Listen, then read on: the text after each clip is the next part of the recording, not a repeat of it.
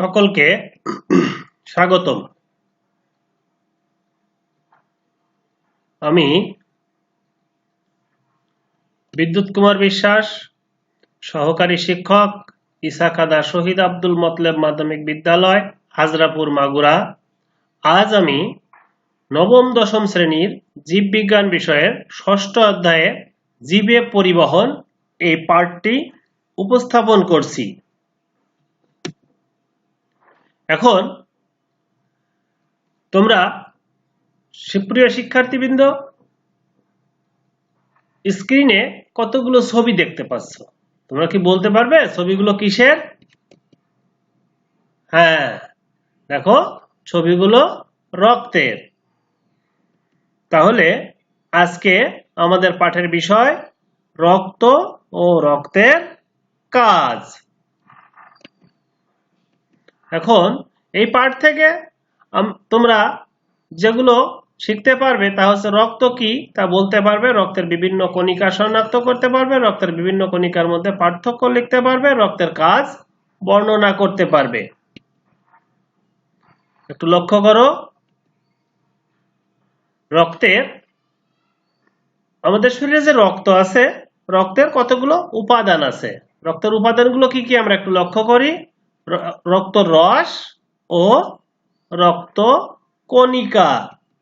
এই রক্ত রস এবং রক্ত কণিকা আমরা একটু ভালো করে লক্ষ্য করি। রক্ত কণিকাগুলো কি কি? রক্ত কণিকা তিন ধরনের: লোহিত রক্ত কণিকা, শ্বেত রক্ত কণিকা ও অনুচক্রিকা। তো এই রক্ত কণিকাগুলো আমরা একটু কয়েকটা ভিডিও চিত্র দেখি, তখন একটু বুঝতে পারবে আরো সহজে।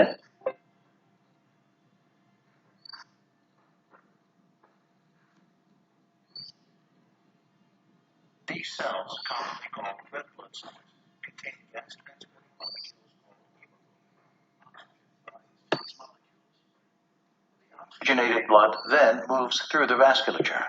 At the narrow capillaries within body tissues, red blood cells release oxygen, which then diffuses through the capillary wall into tissues. Meanwhile, the waste product, carbon dioxide, diffuses into the bloodstream, where it is carried inside red blood cells and in plasma. The deoxygenated blood travels through the vasculature and back to the lungs, where carbon dioxide is expelled from the body. These cells, commonly called red blood cells. তাহলে আমরা লোহিত রক্তকণিকা দেখলাম। এখন আমরা শ্বেত রক্তকণিকার একটি video চিত্র দেখি।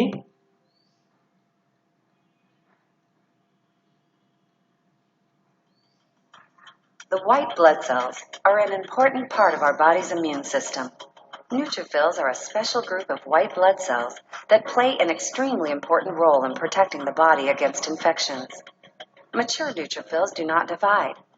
New neutrophils are constantly formed in the bone marrow where they develop and mature.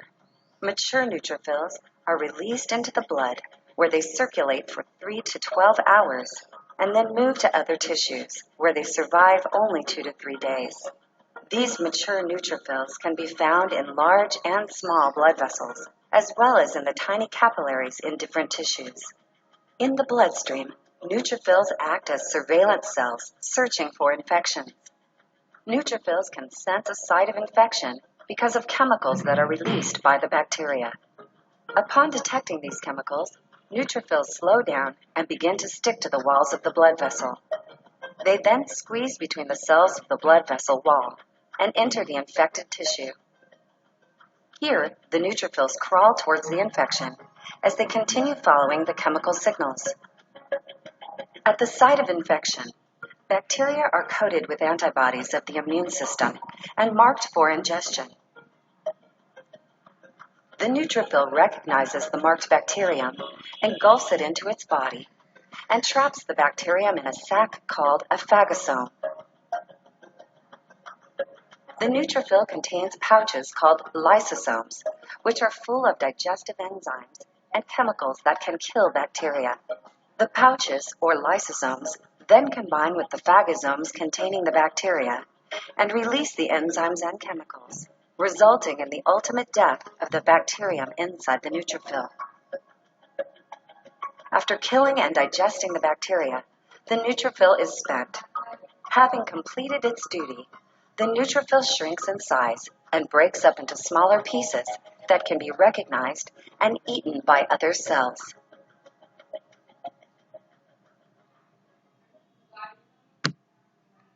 These cells, commonly called red blood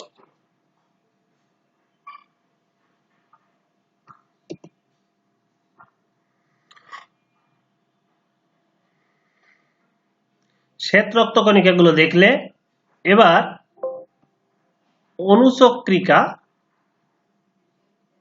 দেখবে। Cell fragments called platelets or thrombocytes make up about 2% of blood. Platelets stop blood loss from damaged vessels. When a blood vessel tears, platelets at the site adhere to the wall of the vessel to close the tear. The shape of the platelets changes as they liberate the contents of their vesicles. This enables them to connect to one another. Platelets also release chemicals that activate the coagulation system to promote blood clotting. Blood proteins known as clotting factors form fibrin threads. Millions of platelets together with the fibrin threads form a platelet plug.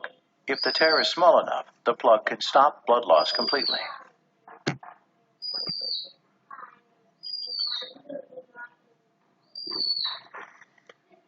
অনুচক্রিকা দেখলে এখন দেখবে রক্তের কাজ। আসলে রক্তকণিকাগুলো যে অবস্থায় তোমরা দেখলে এখান থেকে নিশ্চয়ই কিছু বুঝতে পেরেছো, তবে তোমরা আরেকটু স্টাডি করবে। স্টাডি করার পর যদি কোনো সমস্যা থাকে সেগুলো আমার সাথে একটু ফোনে শেয়ার করবে, আমি আশা করি তোমাদেরকে একটু সহযোগিতা করতে পারবো।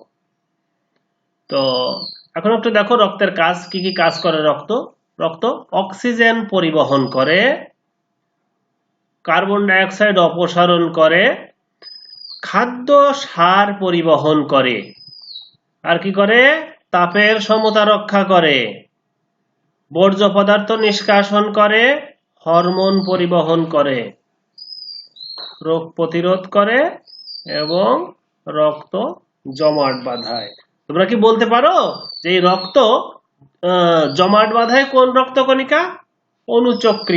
অনুচক্রিকা রক্ত জমাট বাঁধায় এবং শ্বেত রক্তকণিকা রোগ প্রতিরোধ করে। ঠিক আছে, তো ধন্যবাদ। অনেক কিছু দেখলে এখন একটু খেয়াল করো, তোমাদের দলীয় কাজ করা সম্ভব নয়, এখন নিজেই কাজগুলো করবে। একটু মূল্যায়ন করে তোমরা নিজের খাতায় প্রশ্নগুলোর উত্তর লিখে আমাকে আমি পরবর্তীতে তোমাদের যখন সাক্ষাৎ পাবো খাতাটা দেখে নেব।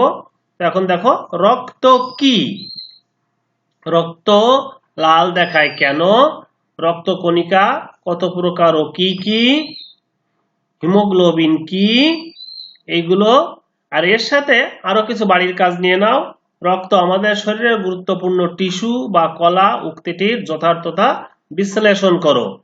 তো আজকের এই প্রশ্নগুলো যেগুলো আমি তোমাদের প্রশ্ন দিয়ে দিলাম, এই প্রশ্নগুলোর উত্তর তোমরা ভালো করে একটু খোঁজার চেষ্টা করবে। তোমাদের বই একটু মনোযোগ দিয়ে পড়লে উত্তরগুলো তোমরা খুব সহজেই দিতে পারবে।